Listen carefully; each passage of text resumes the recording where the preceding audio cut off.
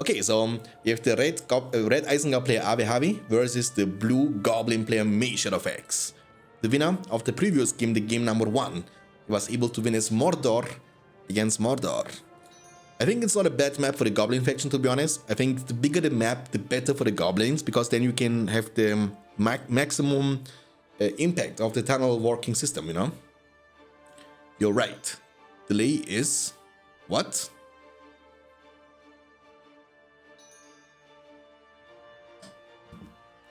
Prediction, I forgot, sorry my friends. I will do this for the upcoming game. Great month, ready to see how the Uruks slap the Goblins. I'm not sure about that, dude. But Uruk, say hi, of course you are cheering for the Uruks. You will have a clan setting opening, no Urukai. You have the Wildman of Dunland. 3 furnaces, and here we have 2 Goblin Cave starts, tunnel, and the builder moving straight forward.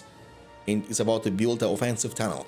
Now, in my opinion, you don't have to build offensive tunnels with the Goblin faction. It's good, of course, to have it, but it's not as important as with the Dwarven faction, with the Mineshafts, because Goblins are so fast anyway. You can run throughout the entire map in a few seconds, but Dwarves are so slow, so lazy. So the Mineshaft connection system is so much more important for the Dwarven faction. But it's always nice, of course. You can teleport, right? You don't have to walk. You can teleport from one location to another location, which gives you much more presence on the entire map. You know, you can have like much more map controlling fights, and you can disengage whenever you want to, engage whenever you need to. All the good stuff. Uh-oh, the builder. Uh-oh. Kill him. Slay him. Poison him. He's gonna you build the wall up. He's fine. He's just fine. Oh, the pillage. Get rid of them. Yes. Hold on a second. Dude, I need to kind of fix it, because whenever I alt tab from the game, it goes to the desktop.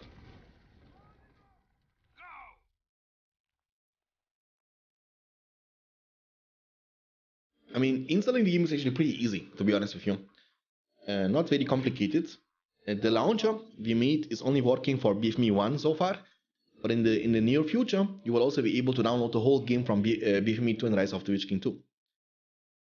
So the easiest and the fastest way, with one tool to rule them all. Good start for Isengard, actually. Crossbowmen also recruited. The good thing about the Wildmen of Dunland is they are way cheaper compared to the Uruks, but also they are stronger than the Goblin Warriors, so it's a win-win situation. And in addition to that, they have also the pillage, right? Whenever they deal damage to the buildings, they make money for you. It also counts on the neutral buildings like the Warclare, which is pretty decent. Okay, in the meantime, he was actually letting build this wall up to the full amount, which is not bad because it kind of protects the furnace too. But Isengard is doing a good job so far. RotWK is creeping. 2 Goblin Caves, no Spider Pit yet. I think you need Spider Riders in this game to trample down the Wildmen.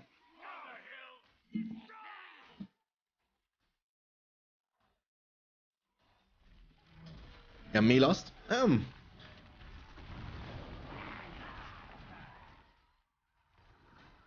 Mr. Shanks need more content for YouTube, dude. I wanted to, but I couldn't. Like I said, you know, I was pretty much the last 2 weeks, I was waking up at like 6 a.m. in the morning and coming home at like 9 to 10 p.m. in the evening, and then I was like Danzo. I was like completely out of energy. Yesterday, my wife, 2 days ago, my wife had birthday.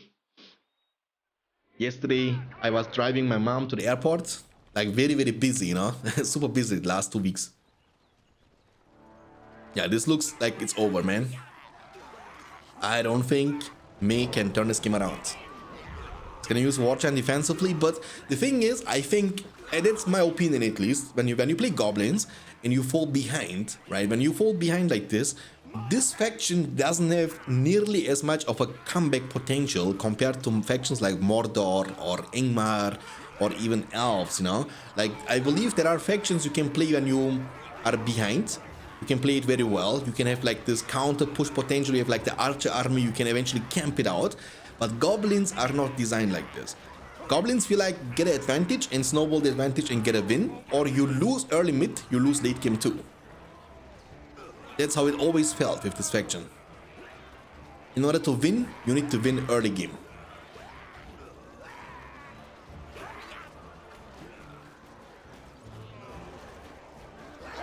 To be honest, I don't know, man. I don't play Age of the Ring myself. I don't play this. I think it's good for the single player. I might actually play the campaign when they want to release the Return of the King campaign. But I don't know.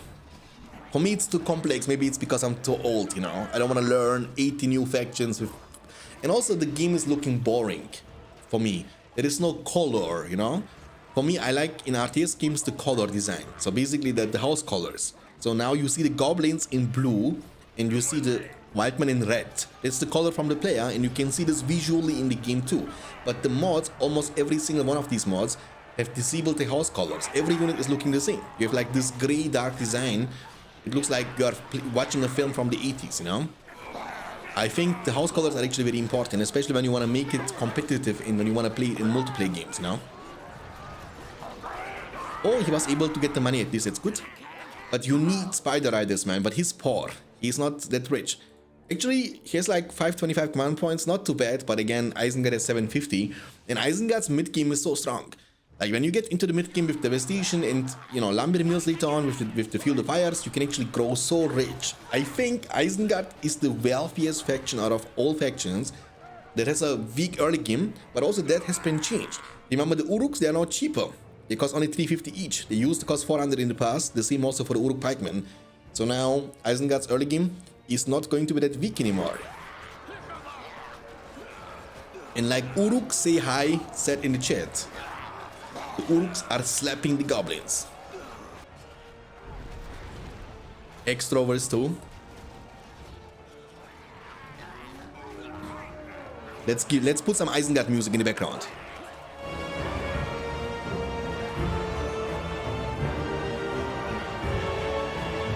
Actually, it's not Isengard music. He's gonna call it now. That's it. GG, well played. And the score is gonna be 1-1 after the game number 2.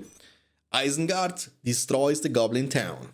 Who now has the strength to face against the force of Isengard and Mordor in the union of the two towers?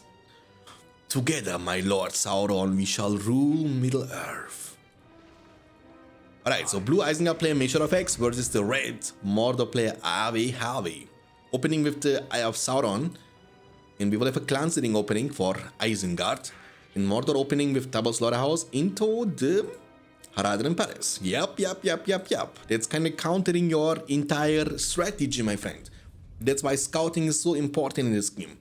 Because Isengard could start with the Uruk pit, and you can, you know, go for the Orc pit, but here you will be able to recruit the Weapon of Dunland, and your Lancers will be a big counter to this. Big counter. Prediction. Dude, Banana King Beta, where is the prediction at? I made you mod. Now I can blame somebody at least, instead of myself. Okay? Dude, being a mod here, all you're gonna do is making prediction. Okay? So it's gonna be level 2 incoming for the Lancers. And Builder moving on forward. This matchup, I don't know about this matchup, to be honest. I think Isengard can win in the mid game, but Mordor late game is something else. Like late game Mordor, you know, like when we talk about late game in which you are able to utilize all the potential of your faction, then you have the 2 Falbys and the Witch King. 3 flying heroes is just too much to deal with. Oh, the Builder from Avi! Kill him! Is he faster than the Wildman? It looks like it. Oh yeah. Dude. He's so fast actually. What's up, Yoda? BFME2 Yoda. May the force be with you.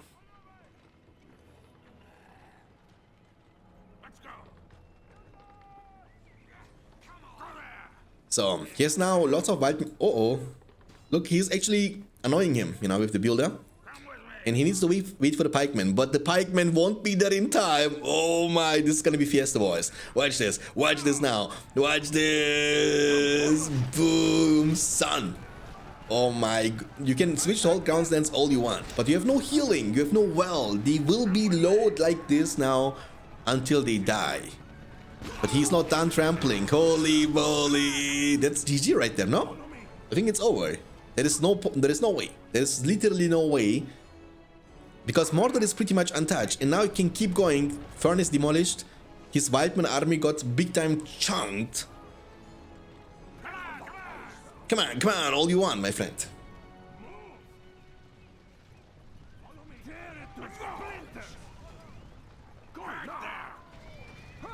Both of you are right, to be honest. Dude, I mean, May is a nice dude, but May is a person. The things he does are not matching most of the time with the things he's saying, you know? He's a very emotional person. He feels angry. He's like, I'm not gonna play in tournaments anymore. 2 days later, Shanks, are you gonna host a tournament? I would like to play. Nice micro here. From Avi. Not that much from Measure of X. The pikemen are not in position. Follow me. Beautiful micro. And May is again, like in the previous game, in a previous prison situation, you know? He's kind of surrounded from every single side. The builder is going to get in safety. Beautiful micro once again from Avi. You can see, you know, he's paying attention to everything he has under his control. And I believe the delay fix is going to be a huge buff to Avi and also Sauron. These two players are actually quite micro-heavy players, and they know how to micro with the horses. And now it's going to be way easier too to do this, right? So you can see, now he's destroying it, kiting, disengaging, and the pikemen, they have not the chance to catch up to them.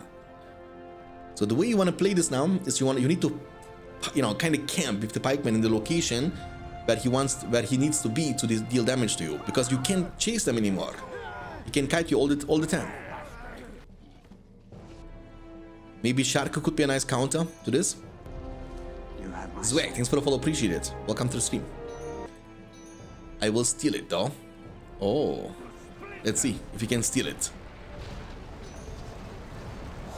Let's see. Oh, he got at least one part of the money. Dude, the micro is kind of crazy. Very well micro here from Avi. Very good. And they have the time to still chat, you know, while this is happening.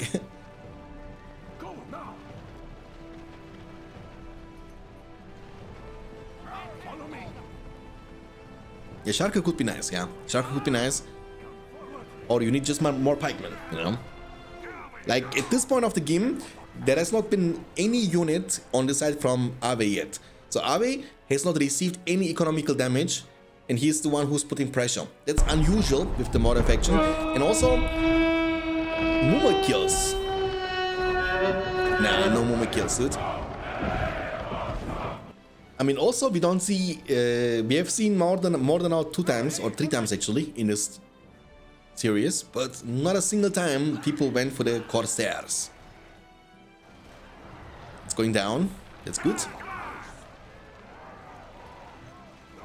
APM, yeah, APM. I think Avi has the highest APM in the game. I mean, that's what people told me all the time. Avi is the fastest player who's playing this game. I mean, he's the world champion after all, you know. Was able to win the biggest competition of the year 2022. Very well done. War chant. Go ham. I mean, that's the only time we see Isengard going for an attack, but in the meantime, he's losing pretty much everything, dude. Look at this. It's gonna go down, the last furnace is going down, so now this is gonna be the deciding push. But I don't think he will be able to deal that much damage, because there are too many archers, orcs defending, and the fortress shooting non-stop. He might be able to destroy 2 slaughterhouses, but I don't think he will be able to deal more damage than that, to be honest with you. But in the meantime, Ave destroyed legit almost everything besides the clan setting, which was barely able to survive. And you can see the command points from Measure of X dropping down to 400. I mean, the command points are actually not too far away from each other. The reason is simple, because Isengard was building up offensive furnaces.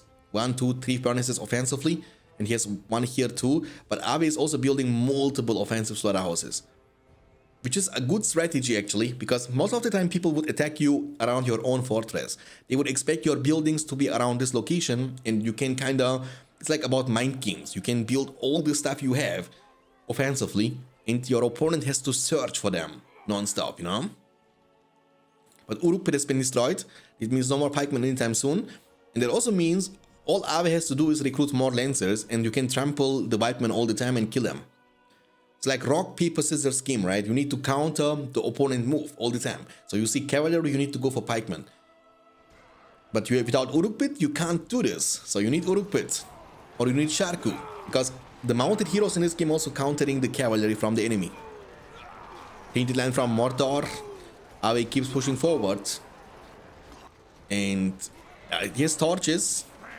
The torches one will actually deal heavy damage. Level 3 too. But they don't get the chance to deal damage. Torches only make you deal more damage to the buildings. But it doesn't make you tankier. But when you deal damage, look at this, boys. Watch this. What? They are not attacking. Okay, never mind. Mordor fully committing.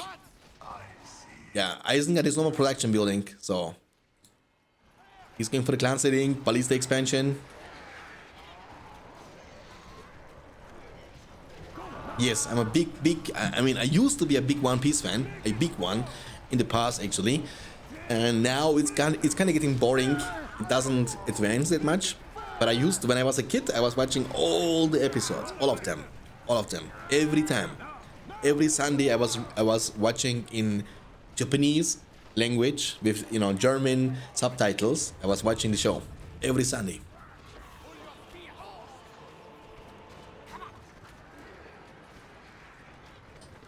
I mean, Ave did a phenomenal job in this game actually. Phenomenal job. With the cavalry, the micro was insane, dude. Insane micro.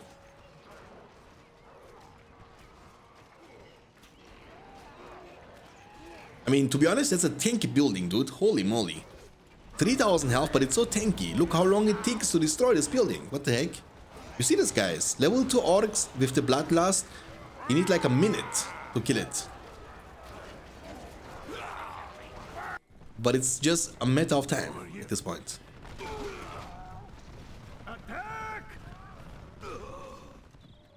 Yeah, Ave is a crazy micro actually. I think it's gonna be again the year of Ave, but we never know. You know, every year we have some other people popping off. Last year it was Ave. The year before, 2021, it was Sauron's year. 2020 was Smoky's year. So we have every year a champion. A new star is rising. You know, Charku doing a good job, but there are too many units. He's gonna get chunked a little bit. He has splash damage too, so he can hit multiple units at the same time. As you can see, he killed the banner and one archer. But he's only level 1, right? At level 1, you need to be at least level 7 for the man-eater, which makes him actually quite tanky too. You get 100% increased armor, so you can actually even fight against pikemen for a few seconds. But you can see the armor set is kind of very important in this game. It's not about the HP, right? This dude has 3000 HP, but he's so resistant against arrows. You can see the archers are shooting at him non-stop, but barely dealing any damage to him. Barely. But me is a person who always likes to, I mean, he likes to fight until the very end. You know, I like this, to be honest. Because there is always hope, as Aragon would like to say. In this situation, the hope is that Ave losing his internet connection. Next time, Wildman cancel Urukai, Raj, GG. Oh,